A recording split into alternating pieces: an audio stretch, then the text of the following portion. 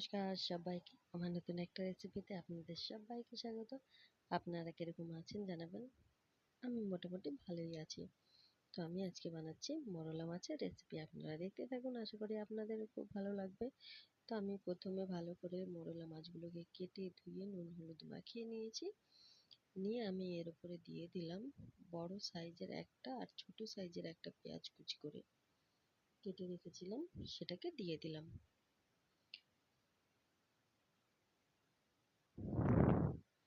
এবারে আমি একে একে সব মশলাগুলো দিয়ে দেব।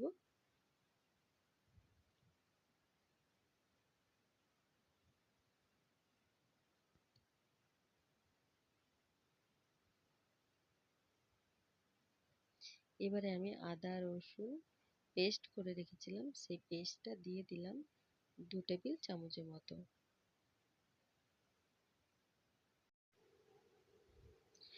বাড়িতে পুজো চলছে, বিশ্বকর্মা পুজো। তো সেই কারণে আমি কিছুদিন ভিডিও দিতে পারিনি, কাউকে সাপোর্টও করতে পারিনি। তো আস্তে আস্তে আবার শুরু করব। তো আমি আদা রসুন পেস্টটা দিয়ে দিলাম।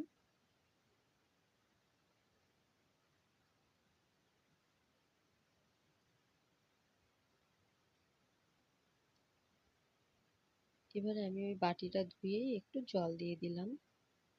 এবারে আমি দিয়ে দেবো লঙ্কা গুঁড়ো। আর এইসব রেসিপিগুলোতে কিন্তু একটু ঝাল বেশি দিতে হবে, তাই আমি 1 চামচ আর অল্প একটু পরিমাণে দিয়ে দিয়েছি লঙ্কা গুঁড়ো। দিয়ে দিলাম জিরে গুঁড়ো 1 চামচ।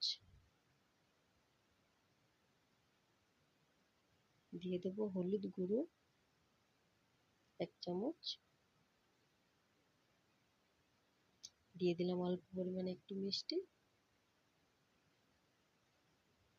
পরিমাণ মতো লবণ। লবণটা কিন্তু অবশ্যই আপনারা আপনাদের পরিমাণ বুঝে দেবেন।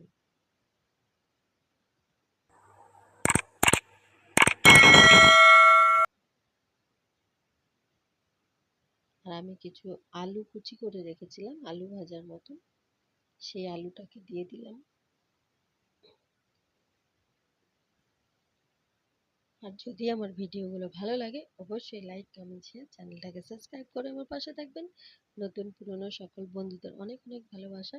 এইভাবে ভালোবেসে আমার পাশে থেকে আমাকে সাপোর্ট করার জন্য।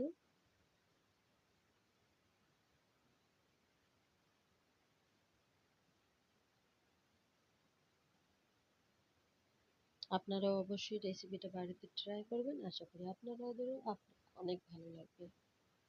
এবারে আমি সব মশলা মাছ আলুগুলোকে দিয়ে একসঙ্গে ভালো করে মাখিয়ে নেব। কিন্তু হ্যাঁ, মাখানোটা খুব সাবধানে করতে হবে যাতে মাছগুলো না ভেঙে যায়। তাই আলতো হাতে ভালো করে সবকিছু একসঙ্গে মেখে নিতে হবে। অসাধারণ সুন্দর একটা রেসিপি, আপনারাও অবশ্যই বাড়িতে ট্রাই করবেন।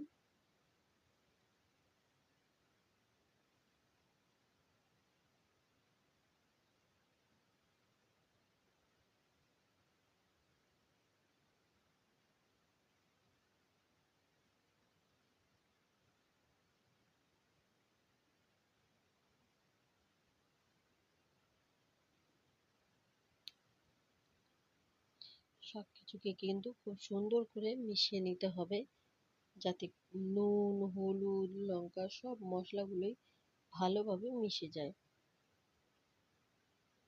কোনো জায়গায় যেন কোনো রকম জমাট বেঁধে না থাকে, সেটাকে অবশ্যই খেয়াল রাখতে হবে। খুব ভালো করে কিন্তু মেখে নিতে হবে।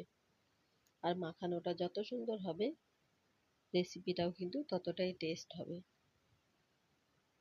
তাই খুব ভালো করে মেখে নিতে হবে।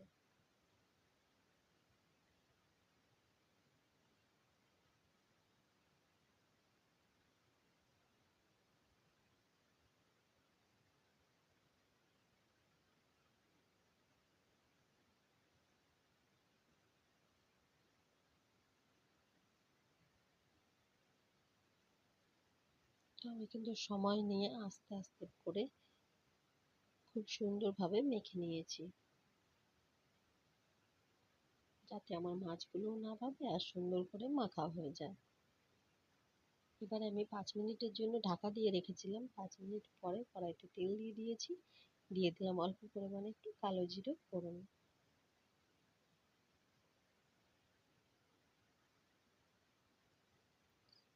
এবারে আমি যে মাছটাকে মাখিয়ে রেখেছিলাম মাছটা দিয়ে দেব।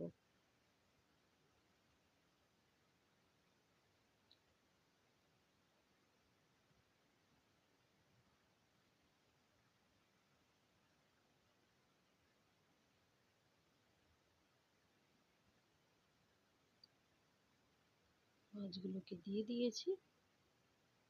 এবারে আমি যে বাটিটার মধ্যে মাছগুলোকে মাখিয়ে নিয়েছিলাম সেই বাটিটা ধুয়ে অল্প পরিমাণে একটু জল দিয়ে দিলাম। আমি এখানে কিন্তু আর জল দেব না, এটাতেই কিন্তু আমার পুরো রেসিপিটা রেডি হয়ে যাবে। আমি হালকা হাতে একটু এরকম করে নেড়ে দিচ্ছি। যখনই নাড়বেন তখনই কিন্তু খেয়াল রাখতে হবে মাছগুলো যেন ভেঙে না যায়।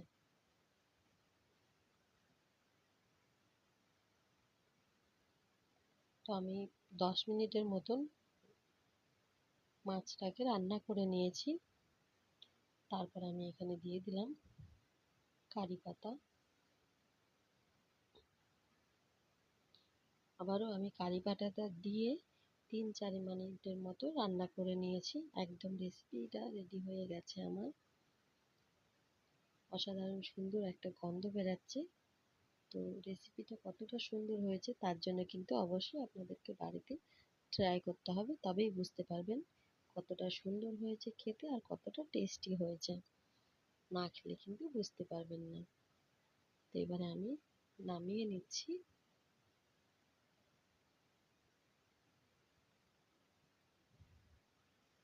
গরম গরম ভাতের সাথে এরকম একটা রেসিপি হলে আর কিচ্ছু লাগবে না।